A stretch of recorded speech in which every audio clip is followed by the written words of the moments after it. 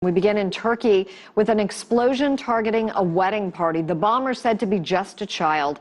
It happened in Gaziantep near the border with Syria. At least 51 people were killed.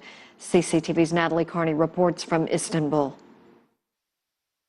Well, the attack took place in the southeastern city of Gaziantep. It happened at a wedding party which had spilt out onto the street in celebration.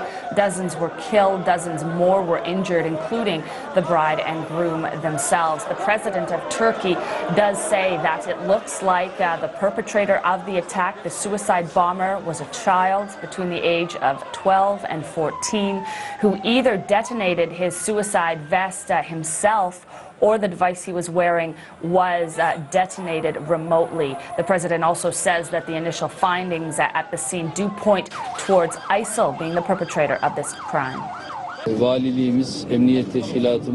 Initial investigations by the police and the governor's office say this was a Daesh attack. Recently, Daesh has made some efforts to reorganize and have replacements in Gaziantep. Lots of operations have been carried out, and they are still continuing. Funerals for some of those killed on Saturday night took place on Sunday and will continue over the next few days. ISIL have not yet claimed responsibility for this attack, but the president of Turkey says it's very likely due to the initial findings that ISIL was behind the attack.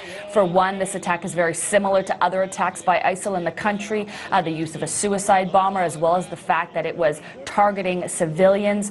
Analysts as well say this could be a revenge attack by ISIL for the fact that they are losing territory to Kurdish fighters in northern Syria. This wedding was a predominantly Kurdish wedding, so again, it could have been a revenge attack by ISIL and a demonstration by ISIL that they have not yet lost power. The attack also comes a day after the Prime Minister of Turkey, Binali Yildirim, announced that Turkey was going to take a more active role in Syria to stop the war there. Of course, Syria being a territory that ISIL is very active in. So again, another reason analysts believe that ISIL could be the perpetrator of this attack in Gaziantep. Natalie Carney for CCTV in Istanbul, Turkey.